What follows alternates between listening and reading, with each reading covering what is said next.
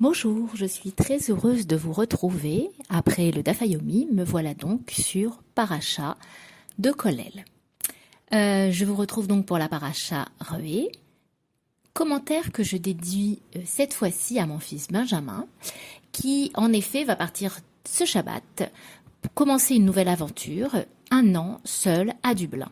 Et j'ai trouvé en fait que la Paracha et les thèmes qu'elle aborde, les mitzvot à respecter, l'exercice du choix, du libre arbitre, mais aussi les fêtes qui rythment l'année, étaient finalement représenter un programme, un magnifique programme à accomplir, et quelque part ça résonne un petit peu avec le programme que lui-même va devoir accomplir en partant seul, se prendre en charge dans cette nouvelle aventure en tant que jeune adulte.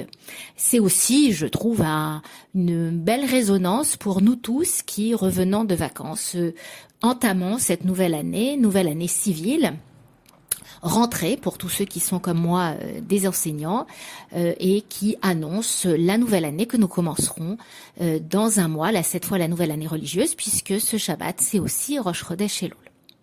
Alors la paracha Re'eh, c'est la troisième paracha du Sefer Devarim, après Devarim et Vaetranan. La paracha Re'eh commence par les versets suivants. Re'eh, Anochi noten lifnechem hayom bracha ukalkala. Et abracha asher tishmeu el mitzvot Hashem Elokechem asher anochi metzaveh etchem hayom והכלכלה, אם לא תשמעו אל מצוות השם אלוקיכם, וסחתם מן הדרך אשר אנוכי מצווה אתכם היום, ללכת אחרי אלוהים אחרים, אשר לא ידעתם. Alors, voici la traduction qui à elle seule mériterait des commentaires. Je mets devant vous aujourd'hui bénédiction et malédiction. La bénédiction, que vous écoutiez les commandements de Hachem votre Dieu, que je vous ordonne aujourd'hui, et la malédiction, si vous n'écoutez pas les commandements de Hachem votre Dieu, et que vous vous écartiez de la voie que je vous ordonne aujourd'hui, pour suivre les dieux des autres que vous ne connaissez pas. Alors comme je l'ai dit, ces premiers versets ont déjà beaucoup de commentaires. On a par exemple un commentaire portant sur le fait que c'est Re'eh, voix, et non pas schéma, écoute. Il y a véritablement ici le commandement de visualiser, de prendre conscience et non pas simplement d'écouter.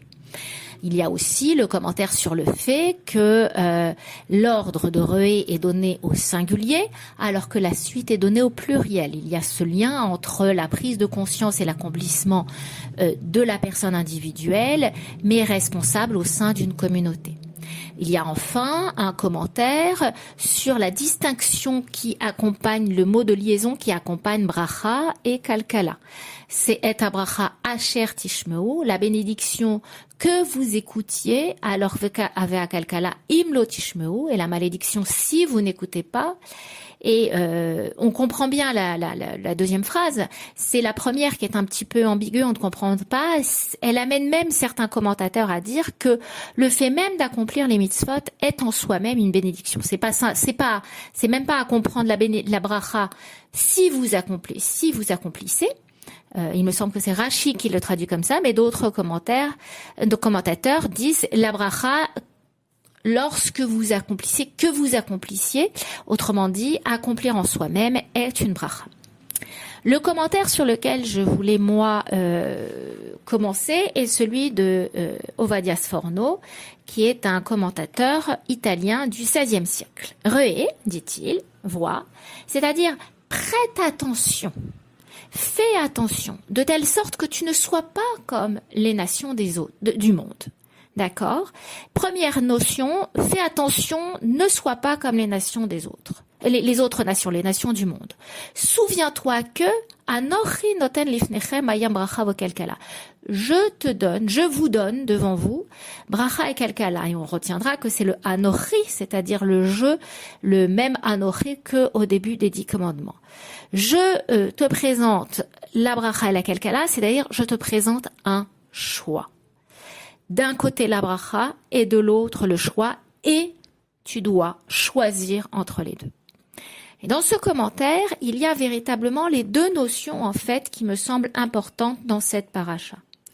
La première notion, c'est attention, prête attention à ne pas être comme les autres nations. Et pour cela, il faut accomplir les mitzvot. C'est pour cela que tout de suite après ces phrases-là, viennent l'énumération de mitzvot. C'est assez intéressant, puisque comme le note un certain nombre de commentateurs, c'est comme le Chizkuni par exemple au XIIIe siècle, ou le Bechor Shor, qui est un tosafiste français du XIIe siècle, disent, tous les deux dans leur premier commentaire, après avoir en quelque sorte parlé de la crainte du ciel, Hirat Shamaim, voilà, à partir de maintenant, on va parler des mitzvot.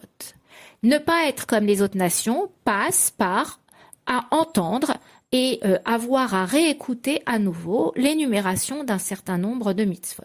D'accord? Donc encore une fois, comme ils le disent, les deux premières parachiotes de Devarim ont quelque part replacé le contexte, rappelé des événements qui se sont déroulés, mais là, à partir de Re'eh, on va commencer à énumérer, ou plus exactement à réénumérer, un certain nombre de mitzvot que les enfants d'Israël vont devoir accomplir en rentrant en Israël. Et c'est véritablement ça, c'est-à-dire que ça a l'air d'être, en fait, les mitzvot qui vont être énumérés ont l'air d'être un petit peu dans le désordre, mais en réalité, il y a un ordre, et c'est véritablement l'idée d'accomplir ces mitzvot en rentrant en Israël, et par leur accomplissement, se distinguer des autres nations, et en particulier des nations qui pourraient s'y trouver encore. Alors, de quel type de mitzvot ont été énumérés là? Les toutes premières mitzvot, je pourrais dire, ont un lien avec le service de Dieu dans un lieu. Elles sont véritablement avec le lieu. Les enfants d'Israël vont rentrer en Israël, prendre possession d'un espace. Et l'un des premiers commandements, c'est, quand tu rentres en Israël, d'éliminer toutes les idoles, absolument ne pas les suivre, et toutes les idoles qui pourraient s'y trouver, donc faire comme les autres nations, on les élimine, il ne doit plus y en avoir. Ça va évidemment avec le corollaire de l'annonce que, là encore un lien avec le lieu, en Israël, il y aura un lieu particulier où les enfants d'Israël devront servir Hachem, et ça sera un centre unique où ils devront accomplir tous les sacrifices, le service divin, etc. Donc, entrer en Israël, les premières mitzvot données ont véritablement un lien avec le lieu. Les enfants d'Israël prennent possession d'un espace, et cet espace, il doit être un espace consacré au service divin et les distinguer des autres, donc on élimine les idoles. Au passage, on n'oublie pas de rappeler, et ça va de pair, que si on élimine les idoles, si on doit se distinguer des autres nations, alors on doit aussi ne pas entendre ce qui, au sein du peuple, pourrait entraîner à fauter, les incitateurs à fauter, les faux prophètes, et cet avertissement a une résonance toute particulière. On pense à Shabbatai Tzvi par exemple, c'est celui qui a été vu d'abord comme un prophète, mais qui était un faux prophète, et dont la fin de l'histoire, il a fini par entraîner ses disciples à la conversion à l'islam, et ainsi a disparu. Donc véritablement, servir Dieu, se distinguer des autres nations, un lieu. On sert aussi Dieu en se distinguant des autres et quelque part en faisant que son corps soit distinct. Et pour cela va passer par la nourriture. La nourriture que l'on mange, donc ce qu'on va appeler de manière plus rapide la cacheroute maintenant, va nous distinguer des autres nations. Et dans cette paracha, il y a un rappel, et là encore une fois ce sont des rappels, puisque ça a déjà été dit. Encore une fois, je rappelle que le livre de Devarim rappelle une très grande partie des mitzvot, si on récapitule, à cette génération finalement du désert qui n'est pas sortie d'Égypte, qui n'a pas connu donc Matan Torah, on rappelle un certain nombre de lois, et ici, se distinguer des autres, c'est entre autres par la cacheroute, donc le corps. Le corps donc doit être sanctifié par ce qu'on mange.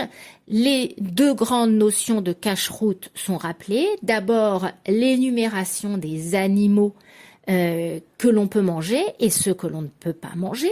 Là encore, ça a été déjà dit dans Vaïkra, chapitre 11, avec des règles qu'on connaît et puis quelques animaux cités qu'on a un petit peu du mal à énumérer. Et puis, il y a aussi ce verset que l'on connaît tellement, qui est de celui de ne pas manger l'agneau dans le lait de sa mère, que les rabbins ont quelque part étendu au fait de ne pas manger la viande dans le lait, quel que soit le type de viande. Et ce verset est répété 3 fois, et non pas 2, c'est vraiment véritablement 3 fois dans la Torah, dans Shemot 23-19, dans Shemot 34-26 et ici. Et Rashi en déduit que cette triple répétition, en fait, a pour fonction de nous dire que l'on ne doit pas cuire, consommer et profiter d'une viande qui serait cuite dans le lait.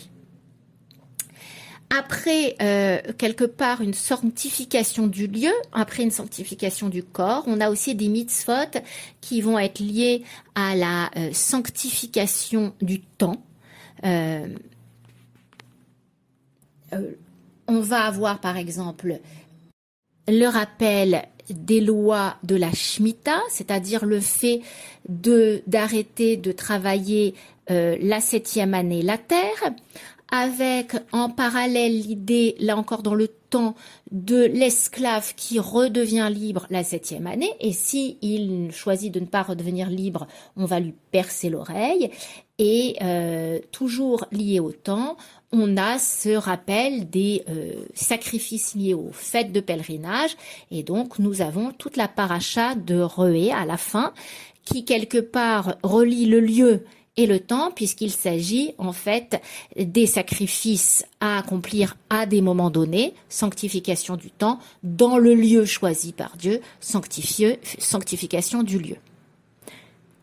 Et cette sanctification inscrite dans le temps me fait référence, il me semble, au livre de Abraham Eshel, Les bâtisseurs du temps, qui insiste sur cette notion du temps, du rythme dans le temps, dans le judaïsme. Donc voilà ce qu'il me semble être comment comprendre en quelque sorte les mitzvot qui sont énumérés et qui sont en lien typiquement avec le début de notre paracha, d'accord, et le commentaire du Sforno prend conscience de ta différence avec les autres nations et soit kadosh, donc soit sanctifié mais soit aussi séparé des autres nations par le lieu, par en quelque sorte la nourriture et dans le temps.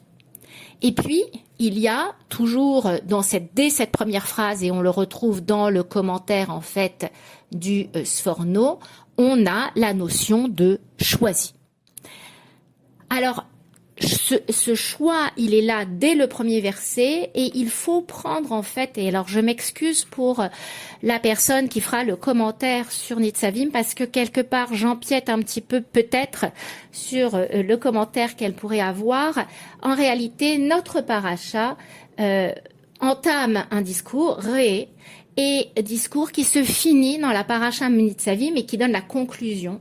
Dans le premier verset donc de Re'eh, on a dit voici, Moïse dit au nom de Dieu, je place devant toi la bénédiction et la malédiction choisies.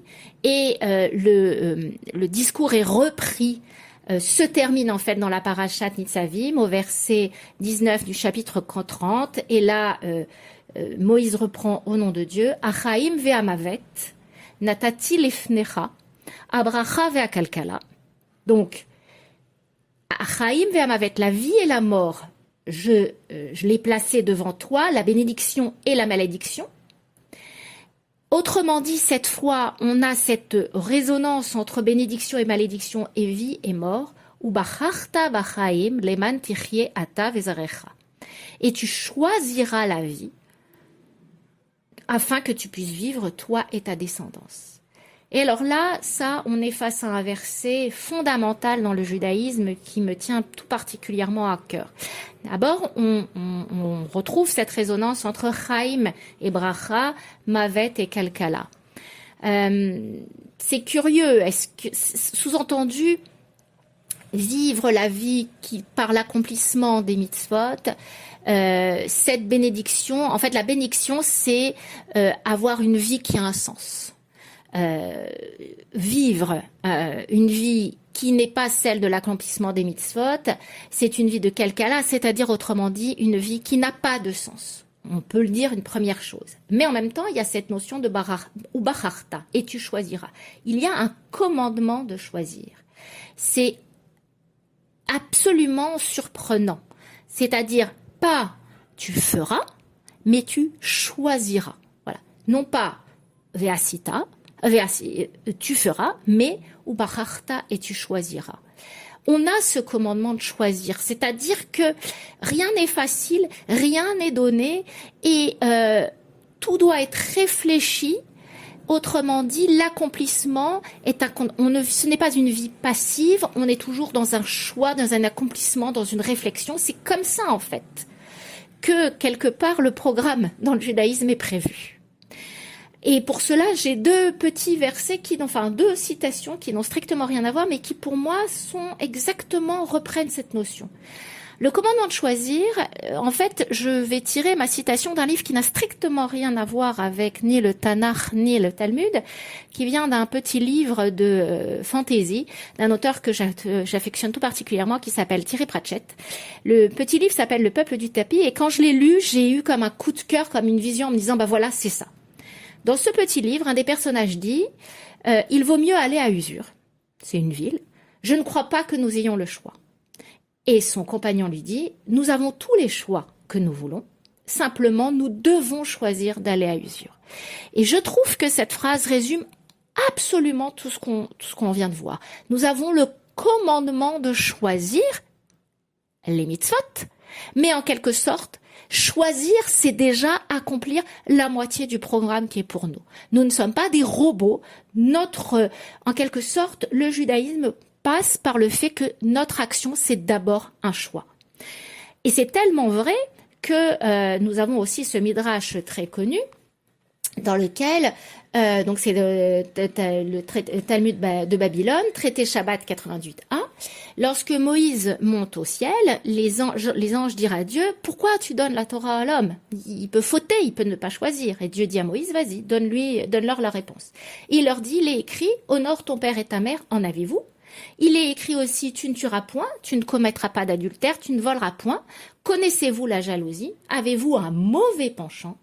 Et aussitôt, les anges acceptèrent. Autrement dit, le judaïsme conçoit le fait que nous avons un libre arbitre et que l'accomplissement des mitzvot va passer par la réalisation de ce libre arbitre et l'accomplissement d'un choix. Nous ne sommes pas des robots, nous n'avons pas été programmés pour faire, nous n'avons été programmés pour avoir la possibilité de choisir. On nous donne des mitzvot. Choisir d'accomplir ces mitzvot, c'est avoir une bracha. Encore une fois, le premier commentaire, la bracha, c'est simplement déjà d'accomplir une mitzvot, mais nous sommes d'abord des êtres vivants qui vont choisir, et en quelque sorte, choisir, c'est déjà accomplir la moitié du programme. C'est tellement vrai que dans les passages où on a l'impression que ce libre arbitre est bafoué, on a cette discussion, vous le savez, c'est le fameux passage avec Pharaon et l'endurcissement du cœur, et on se dit mais là c'est fini, Dieu lui a endurci le cœur, donc il n'a plus de libre arbitre, donc où est le libre arbitre?